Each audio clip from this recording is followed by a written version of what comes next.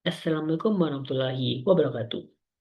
Perkenalkan nama saya Muhammad Akbar dan Zikri yang pada kesempatan kali ini akan mempresentasikan proposal metode penelitian saya yang berjudul Prediksi Tingkat Pengangguran Terbuka berdasarkan faktor pendidikan dan kesejahteraan ekonomi menggunakan metode Extreme Gradient Boosting dan Lake Gradient Boosting mesin di Indonesia. Tingkat pengangguran terbuka merupakan indikator penting untuk menilai kondisi ekonomi dan kesejahteraan masyarakat. Berdasarkan data yang berasal dari Badan Pusat Statistik, pada Februari tahun 2025, tingkat pengangguran terbuka di Indonesia itu sebesar 4,76%, dengan beberapa provinsi memiliki angka yang relatif tinggi. Tingkat pengangguran ini dipengaruhi oleh berbagai faktor, terutama faktor pendidikan dan kesejahteraan ekonomi, seperti tingkat pendidikan, kemiskinan, inflasi, dan pertumbuhan ekonomi. Hubungan antar faktor tersebut bersifat kompleks dan tidak linear, sehingga analisis konvensional sering kurang optimal.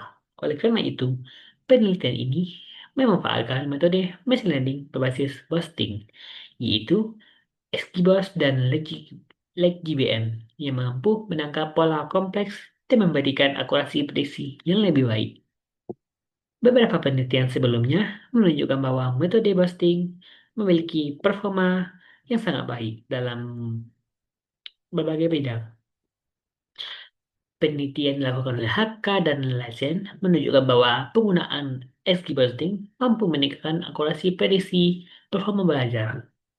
Penelitian dilakukan oleh Zhu dan kawan-kawannya membuktikan bahwa SQ Boosting memberikan performa terbaik dibandingkan metode lainnya.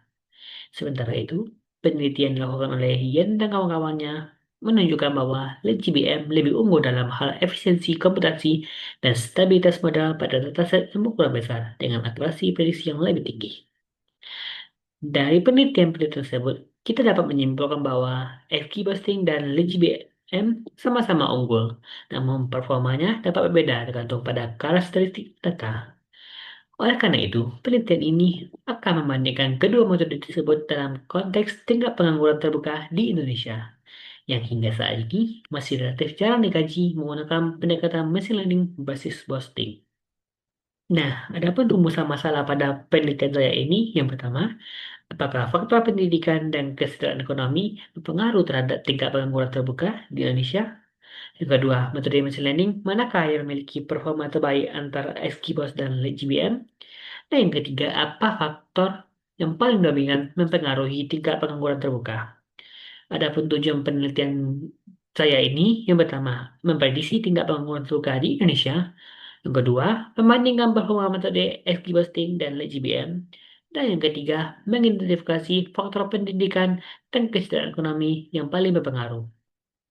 Nah, adapun manfaat penelitian ini.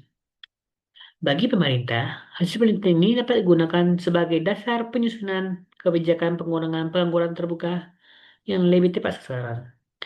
Bagi akademisi, penelitian ini dapat menjadi referensi penerapan metode machine learning dalam bidang ketenagakerjaan. Dan bagi lembaga survei dan pengumpulan data, penelitian ini dapat membantu dalam menentukan variabel yang paling relevan terhadap tingkat pengangguran terbuka. Nah, adapun tinjauan pustaka yang saya gunakan pada penelitian ini, yang pertama, machine learning.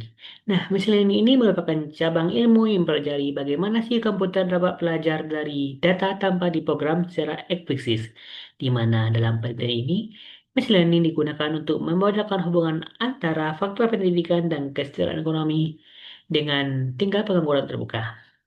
Yang kedua adalah boosting. Boosting sendiri itu merupakan teknik ensemble dalam machine learning yang bertujuan untuk meningkatkan akurasi prediksi dengan menggabungkan beberapa model yang lemah. Dan yang ketiga adalah XGBoosting, yang dimana XGBoosting ini merupakan algoritma machine learning yang berbasis gradient boosting yang memiliki tingkat akurasi tinggi, di mana algoritma ini mendukung regulasi komputasi paralel dan mampu menangani data berskala besar.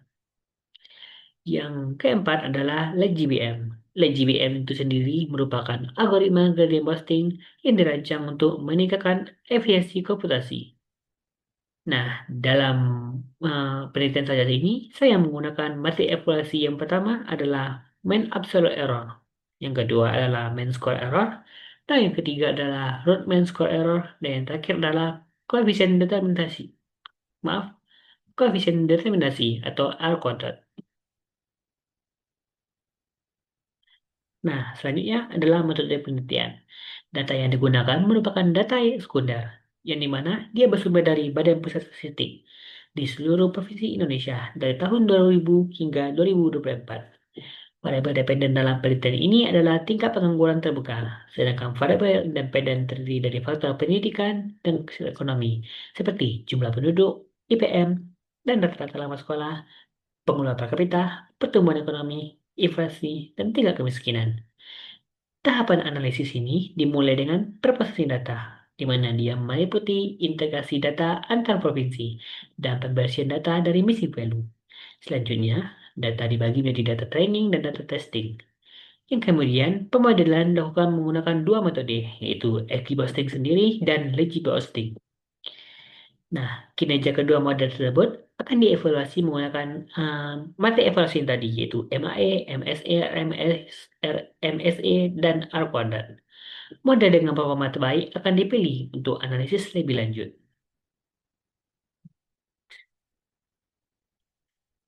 Nah, penelitian ini diharapkan dapat menghasilkan model prediksi tingkat pengangguran terbuka yang akurat, serta mampu mengidentifikasi faktor pendidikan dan kesehatan ekonomi yang paling berpengaruh.